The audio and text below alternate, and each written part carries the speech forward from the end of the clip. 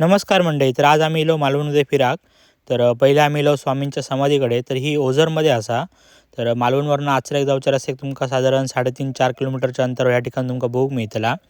तर हयचा एक भुयारी मार्ग हा जो आपल्या सिंधुदुर्ग किल्ल्यावर जाता. आणि हय शक्यतो तुम्ही जून, जुलै, ऑगस्ट, सप्टेंबर पावसाळी दिवसात फिराक यावा. कारण जे पावसाळ्यात वाहणारे झरे असतात ते पावसाळा गेल्यानंतर आटतात. तर ह्या एक निसर्गरम्य ठिकाण आहे जे तुम्ही येऊ शकता फिराक. त्यानंतर आम्ही इलो यशराज नावाच्या हॉटेलमध्ये.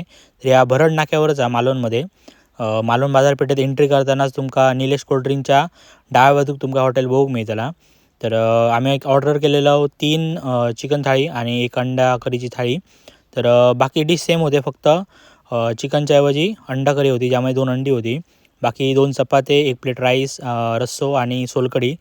चिकन थाळी 200 रुपये होती आणि अंडा थाळी 160 रुपये. मालवणमध्ये फिरायला झाल्यानंतर आम्ही विजय बेकरीमधनं मस्का पाव घेतलं आणि एका पॅकेटची किंमत 40 रुपये होती आणि एका पॅकेटमध्ये 6 पाव होते.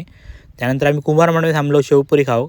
आमका वाटलेलं हे चांगले मिळात, पण काय खरा नाही. तुम्ही हे थांबा नको शक्यतो, कारण काय का थुक्याची पण चव नव्हती, ना गोड ना तिखट ना खारट, काहीच चव नव्हती एका. तरी आम्ही आपले घेतलं म्हणून ते संपवलं शेवपुरी.